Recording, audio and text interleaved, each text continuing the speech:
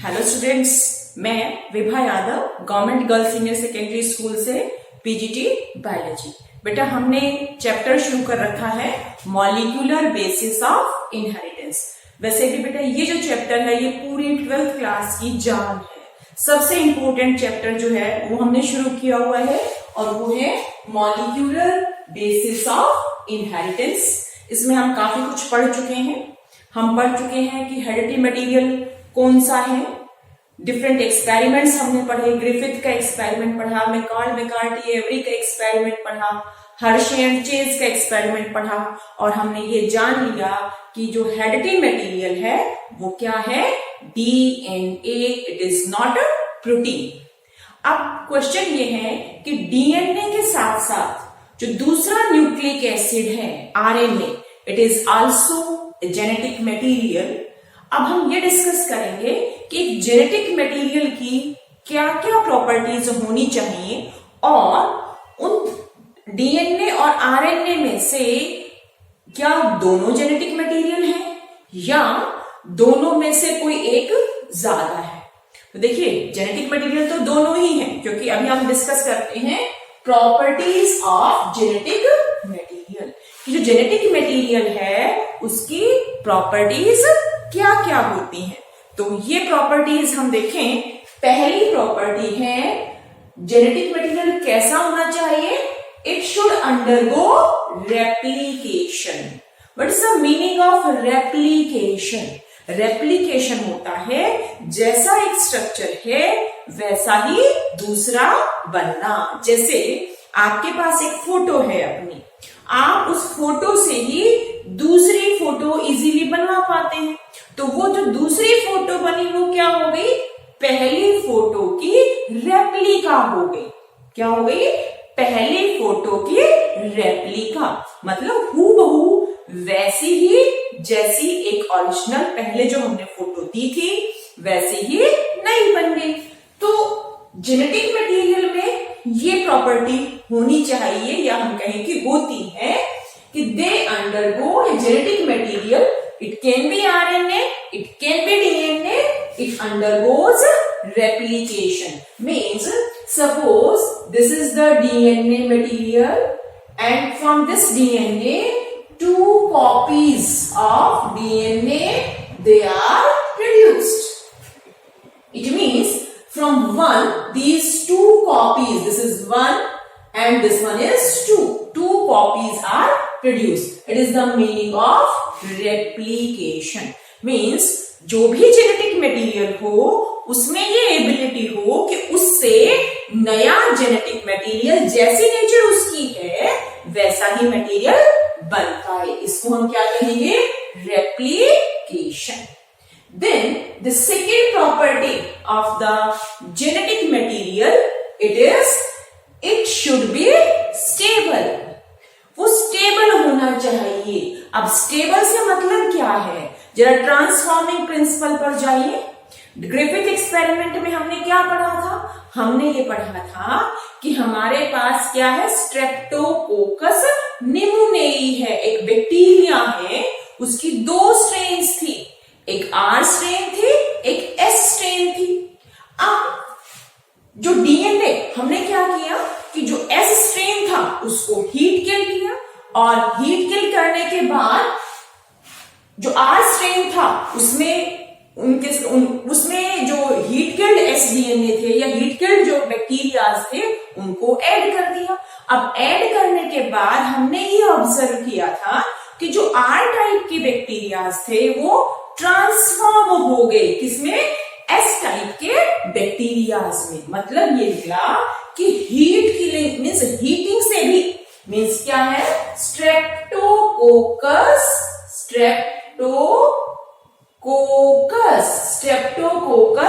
निमोनियाई, ये हम पढ़ चुके हैं, उसी को हम रिकलेक्ट कर रहे हैं स्टेबिलिटी को समझने के लिए। यहां हमने डिस्कस किया था कि 2 टाइप्स हैं, one is R, other is S type.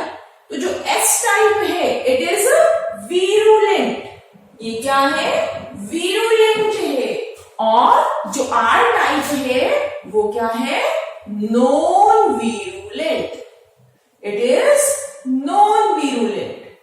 तो वहां हमने ऑब्जर्व किया था कि अगर हम एस टाइप के बैक्टीरिया को इंट्रोड्यूस करें माइस में तो माइस की डेथ हो जाती है, और अगर हम आर टाइप के बैक्टीरिया को इंट्रोड्यूस करें माइस में तो माइस सर्वाइव करती है। सेकेंड एक्सपेरिमेंट क्या किया गया था कि जो ये एस टाइप का बैक्टीरिया था इसको हीट किया गया, और हीटिंग से लिविंग ऑर्गेनिजम्स डाई कर जाते हैं। अब उन हीट किल्ड बैक्टीरियाज को मिक्स कर दिया किससे, इस आर टाइप से, मीन्स हीट किल्ड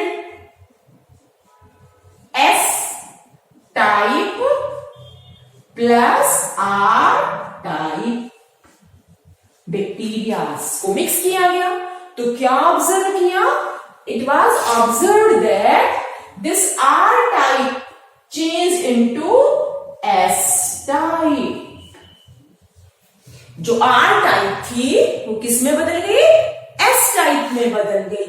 इसका मतलब क्या हुआ कि जो मटेरियल एस टाइप में था वो उसको हीट करने के बाद भी उसमें चेंज नहीं हुआ, और उसने आर टाइप के बैक्टीरिया को किसमें बदल दिया, एस टाइप के बैक्टीरिया में बदल दिया। इसका मतलब क्या हुआ कि जो मटेरियल जेनेटिक मटेरियल था जिसने चेंज किया वो स्टेबल था। Because of that stability, the R type of bacteria they are changed into S type of bacteria. ये हम पढ़ चुके हैं। तो इसका मतलब क्या हुआ कि जो जेनेटिक मटेरियल है वो स्टेबल है। अब अगर हम डीएनए और आरएनए दोनों को देखो, दोनों में प्रॉपर्टी है रेप्लिकेशन की।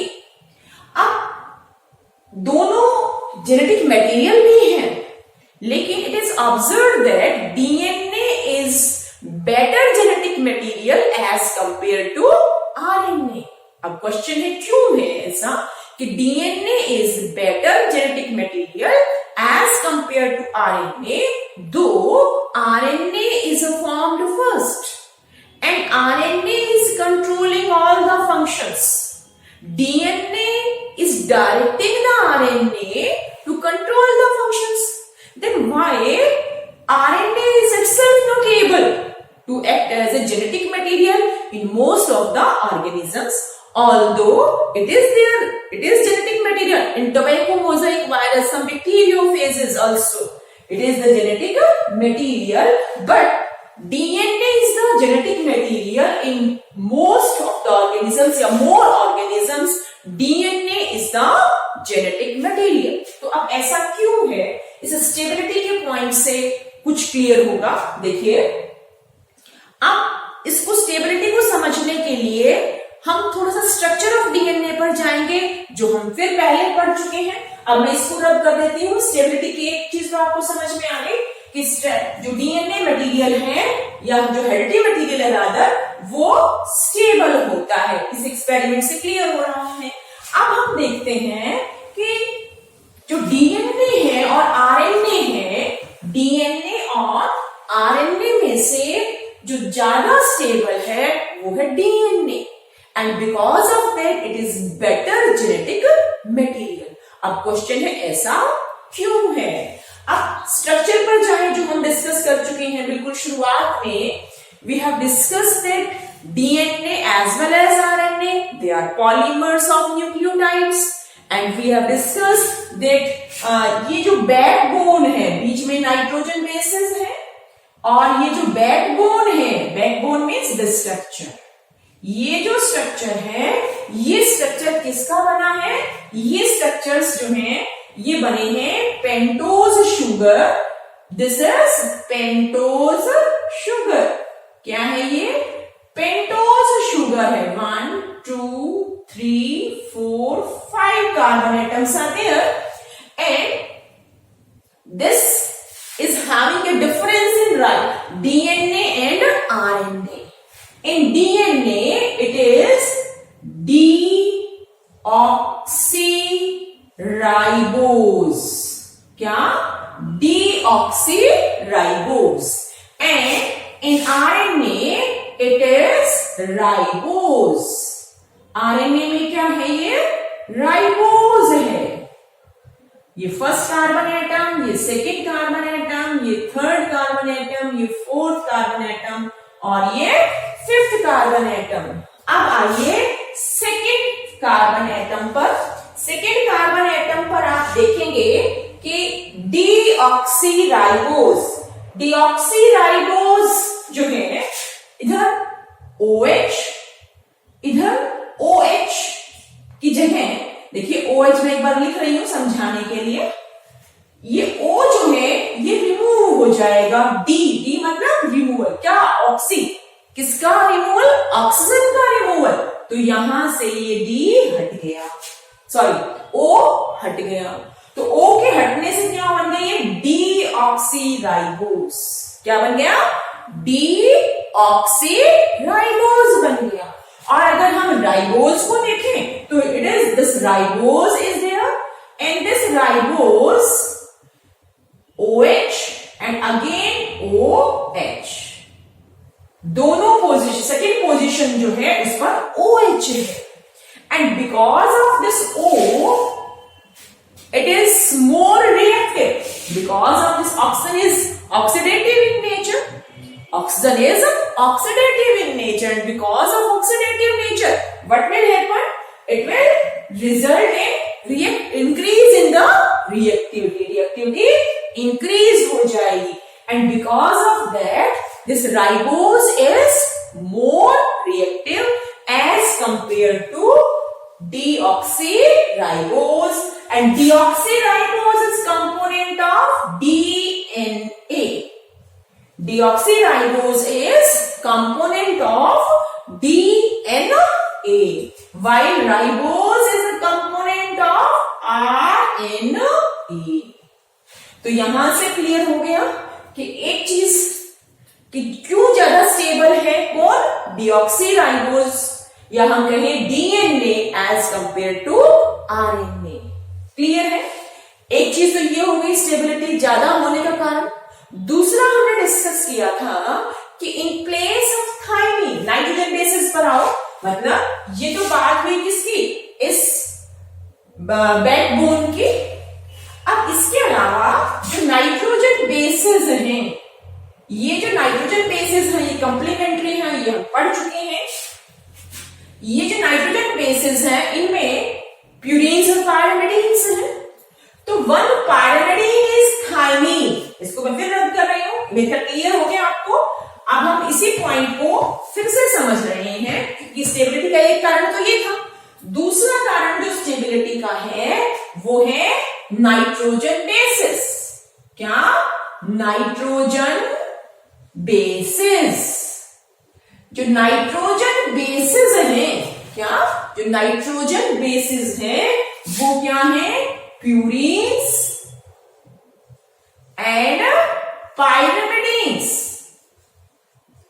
प्यूरीन्स एंड पायरिमिडीन्स। जो पायरिमिडीन्स हैं वो है थायमीन एंड साइटोसिन। क्या है? Thymine and cytosine. Now, this thymine and cytosine are nitrogen bases in what? It is in DNA. DNA में ये दोनों नाइट्रोजन बेसिस हैं, thymine and cytosine. Now, in place of thymine, it is uracil. It is uracil and cytosine in case of RNA। ये हम 11th class में पढ़ चुके हैं, differences between DNA and RNA। तो जो RNA है, RNA में क्या है? पायरिमिडीन, एक है यूरेसिल, दूसरा है cytosine. Now this uracil it is reactive या unstable as compared to thymine, or we can say that thymine is more stable than uracil। तो दो चीजें हो गई, DNA is a better genetic material as compare to RNA. पहली चीज क्या हुई, पहला हमने पढ़ा कि जो स्टेबिलिटी है डीएनए की वो ज्यादा है। क्यों ज्यादा है? राइबोज और डीऑक्सीराइबोज शुगर से समझ में आया। दूसरी चीज क्या है? दूसरी है पायरिमिडीन। जो पायरिमिडीन बेस है uracil in RNA, it is more reactive और we can say less stable as compare to thymine. So because of these two reasons, इन दो रीजंस के कारण कौन ज्यादा स्टेबल हुआ? It is the DNA. DNA is more stable as compared to RNA. So because of that, DNA is better genetic material as compared to RNA. तो clear हो गया सेकेंड पॉइंट, स्टेबिलिटी या stable को लेकर के। अब तीसरा पॉइंट देखिए, शुड म्यूटेट। अब यहां इन दोनों, पहले चलो म्यूटेट का मीनिंग समझते हैं। What is mutation? Mutation means change in the DNAs, change in the genetic material. Mutation means, mutate means which can change, which can change, जो change हो सकते हैं। और change is always necessary, change is always necessary। अब ये दोनों जो है आपको लग रहा हो कि कंट्राडिक्शन है। यहां तो हम कह रहे हैं कि वो स्टेबल होना चाहिए, उसमें चेंज नहीं होना चाहिए। मतलब यहां स्टेबल का मतलब जो है वो ये है कि जिस फॉर्म में वो है उसी फॉर्म में वो रहे। और यहां जो म्यूटेट का मतलब है वो ये है कि उसमें जो स्ट्रक्चर है उसमें चेंज नहीं आए, लेकिन उसकी नई वेराइटीज बन पाए। दोनों में डिफरेंस समझिए। स्टेबल का मतलब तो क्या है, जिस फॉर्म में वो एग्जिस्टेंस में है उसी फॉर्म में वो एग्जिस्टेंस में रह पाए, किसी दूसरे मॉलिक्यूल में ना बदल जाए। It is the meaning of stability. Mutate का मतलब क्या है, वो उसी मॉलिक्यूल की दूसरी फॉर्म में कन्वर्ट हो जाए। तो दोनों में क्लियर हो गया डिफरेंस। स्टेबल का मतलब जो एक मॉलिक्यूल है वो उसी फॉर्म में एग्जिस्टेंस में रहे, वो रिक्वायर्ड है। अदरवाइज क्या होगा, प्रॉपर्टीज चेंज हो जाएंगी, क्योंकि वो प्रॉपर्टी ही हो सकता है ना वो जेनेटिक मटेरियल की जिसने वो बायोमॉलिक्यूल अगर चेंज किसी दूसरे बायोमॉलिक्यूल में हो गया तो। यहां मैं क्या कह रही हूं कि जो मटेरियल हेरिडिटी मटेरियल है, चाहे वो डीएनए है चाहे वो आरएनए है, उसमें चेंज होना चाहिए। अब चेंज हो, लेकिन कैसा चेंज हो, कोई नया मॉलिक्यूल ना बने, उसी की दूसरी फॉर्म बन जाए, उसी की दूसरी फॉर्म बन जाए। तो उस दूसरी फॉर्म है वो रहेगा वो आरएनए ही, रहेगा वो डीएनए ही, लेकिन उसमें चेंज आ गया, उसके बेस सीक्वेंस में चेंज आ गया।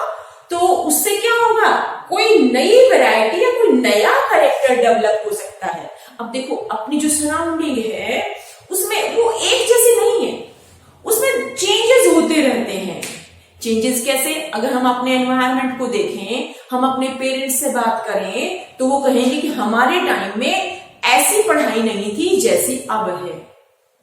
और आजकल के जो स्टूडेंट्स हैं उनको मोबाइल यूज करना बहुत इजी लगता है। जो हमारे पेरेंट्स हैं या जो हम हैं आपके कंपैरिजन में हमें उतना इजी नहीं लगता।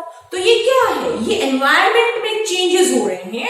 और उस एनवायरनमेंट में ये एग्जांपल दे रही हूं आपको ये समझाने के लिए कि म्यूटेशन जो है वो क्यों रिक्वायर्ड है। क्यों? क्योंकि एनवायरनमेंट में चेंजेस हो रहे हैं और उन एनवायरनमेंट में चेंजेस के अकॉर्डिंग लिविंग ऑर्गेनिजम्स में भी चेंज होने चाहिए, ताकि वो उस चेंज एनवायरनमेंट में अपने आप को ढाल सके। तो इसलिए म्यूटेशंस जो है वो जरूरी है। इसको एक और एग्जांपल से आप कैसे समझ सकते हैं। देखो आपको कोई अपना ये मान लीजिए कि आपको एक शादी अटेंड करनी है, किसी पार्टी में जाना है, तो आप चाहेंगे कि आपको आपकी ड्रेस ऐसी हो जो बहुत यूनिक हो। आप मार्केट गए खरीदने के लिए, तो अगर आप ऐसी शॉप पर गए जिसने सिर्फ 2-3 वैरायटीज दिखाई और हो सकता है आपको कोई पसंद भी आ जाए, लेकिन आप चाहेंगे कि हम और देखें। क्यों? क्योंकि हम वैरायटी देखना चाहते हैं और हो सकता है कि उस वैरायटी में इससे कोई बेटर चीज हो जो हमें सूट करती हो, एनवायरमेंट को सूट करती हो। तो ऐसा ही है कि जितनी वैरायटी ज्यादा होगी किसकी, जेनेटिक मटेरियल की, उतनी ही प्रोबेबिलिटी ज्यादा होगी कि जो चेंजिंग एनवायरमेंट है उस चेंजिंग एनवायरमेंट में वो इंडिविजुअल सरवाइव कर पाए। तो इसलिए जो जेनेटिक मटेरियल है it should undergo mutation. Mutation means sudden change in DNA. It is sudden change in DNA. अब variety of things are there which are creating change in the DNA, or rather we can say change in the genetic material. Change in the genetic material. Genetic material में change, it is called as mutation. तो mutation जो है वो जरूरी है क्योंकि वो variety produce कर रही है, और जब variety produce होगी तो चांसेस ज्यादा होंगे कि कोई ऐसा ऑर्गेनिज्म बने जो एनवायरनमेंट में ज्यादा अपने आप को अडेप्ट कर पाए। तो because of that we can say that the genetic material it should mutate. तो दोनों क्लियर हो गए, स्टेबल और म्यूटेट में डिफरेंस। अब फोर्थ है जो मेंडेलियन पैटर्न ऑफ इनहेरिटेंस था, जो हम फर्स्ट चैप्टर में पढ़ चुके हैं, law of dominance, law of segregation, law of independent assortment, ये सब हम पढ़ चुके हैं। उस पैटर्न को फॉलो करता हो। It should follow the Mendelian pattern of inheritance. मतलब जो डिफरेंट अल्टरनेटिव फॉर्म्स है, जैसे जीन्स की डिफरेंट अल्टरनेटिव फॉर्म्स हैं, उनमें से एक जीन क्या हो, डोमिनेटिंग हो, दूसरी रिसेसिव हो। It is law of dominance, law of segregation, law of independent assortment, इन सब लॉज को फॉलो करता हो। तो जेनेटिक मटेरियल की ये प्रॉपर्टीज होनी चाहिए। अब ये प्रॉपर्टीज दोनों की है। DNA is also following the all the features as well as RNA has all the features, and RNA is simpler as compared to DNA and it is controlling all the functions of the cell. It means both can be the genetic materials and both are there. Both दोनों को अगर हम compare करें तो DNA is better genetic material. DNA is better genetic material. DNA जो है वो better genetic material है। ये क्यों हम पढ़ चुके हैं, क्योंकि it is more stable. It is more stable, दोनों पॉइंट से क्लियर हो गया था आपको।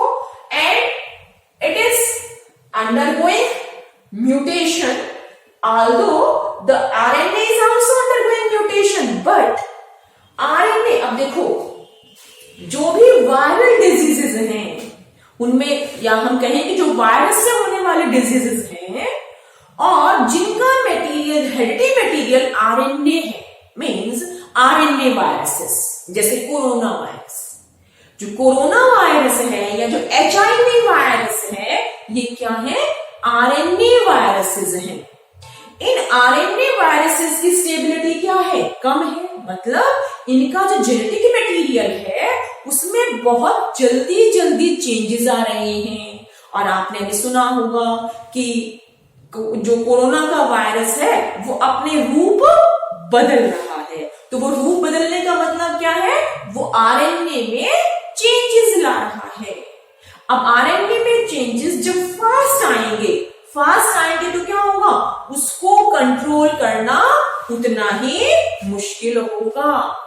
उसको कंट्रोल करना उतना ही मुश्किल होगा, क्योंकि जो वैक्सीन्स बनाई जाएंगी वो या तो ब्रॉड स्पेक्ट्रम वाली हो, अदरवाइज क्या होगा, दे कांट बी कंट्रोल। क्यों? क्योंकि सपोज करो एक पैथोजन बॉडी में एंटर करता है, तो अगर वही पैथोजन कंटिन्यूअस उसी फॉर्म में रहता है तो कोई भी ऐसा मॉलिक्यूल बनाया जा सकता है जो उसकी रिप्रोडक्शन को बॉडी में स्टॉप कर दे। लेकिन जो आरएनए है, वो आरएनए में जो म्यूटेशन का रेट है वो क्या है? फास्ट है।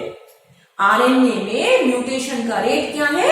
ज्यादा फास्ट है। एंड बिकॉज ऑफ दैट ऐसा मॉलिक्यूल बनाना जो उसकी ग्रोथ को, उसके रिप्रोडक्शन को कंट्रोल कर दे, it is not very easy process. और यही रीजन है कि जो वायरल डिजीजेस हैं they are difficult to control. उनको कंट्रोल करना मुश्किल होता है। बॉडी की अपनी डिफेंस एबिलिटी है जिसके बेसिस पर बॉडी उसको कंट्रोल करती है।